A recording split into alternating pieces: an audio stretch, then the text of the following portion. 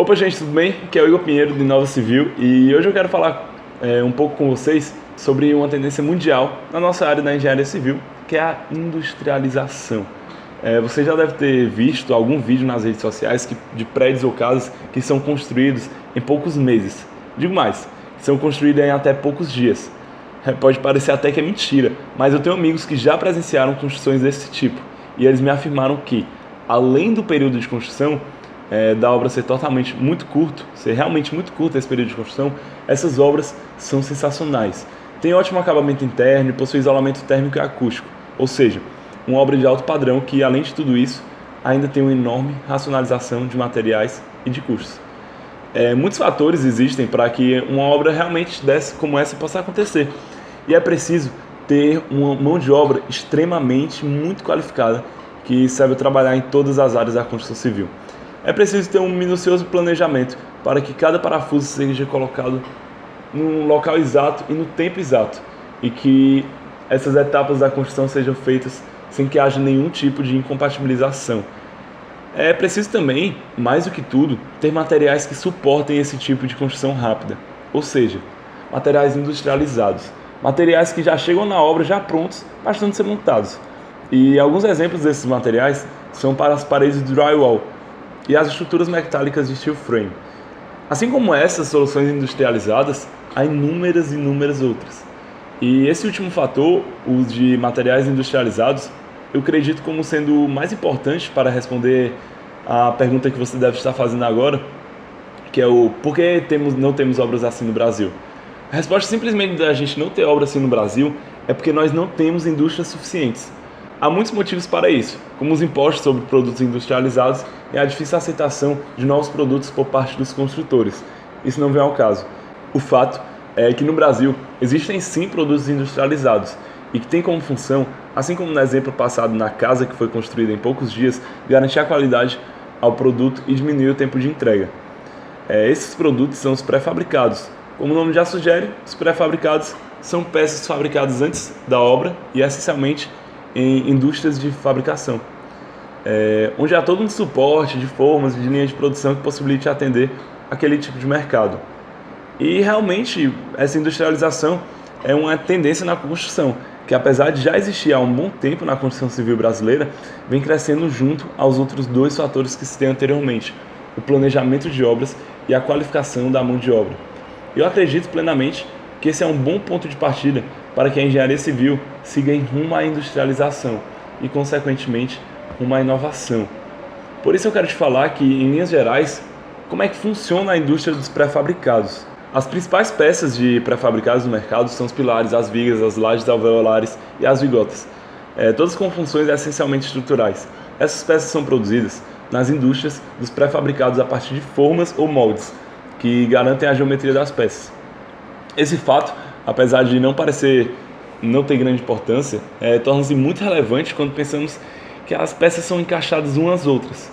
Isso faz com que simplesmente não se possa haver erros na geometria das peças, porque senão o encaixe vai ficar errado e vai ter todos aqueles problemas. Durante a linha de produção das peças, todos os materiais utilizados para a produção das peças, como o concreto, o aço, devem ser bem especificados. Como se trata de uma indústria, a qualidade dos materiais é muito superior à qualidade do concreto moldado em loco, na própria obra. Isso ocorre porque há um controle perfeito, muito melhor dos processos. E há então uma maior possibilidade de usufruir da tecnologia do concreto. É muito importante também ressaltar que, apesar de serem produzidas industrialmente, as peças pré-fabricadas devem seguir os mesmos procedimentos e cuidados de produção estabelecidos pela norma técnica. Procedimentos como os relacionados à cura e à permeabilidade do concreto. Como a peça já pronta é entregue na obra, o fato de a peça já vir pronta, sendo necessário unicamente o encaixe preciso entre elas, faz com que haja uma grande racionalização, seja de material, seja de custos.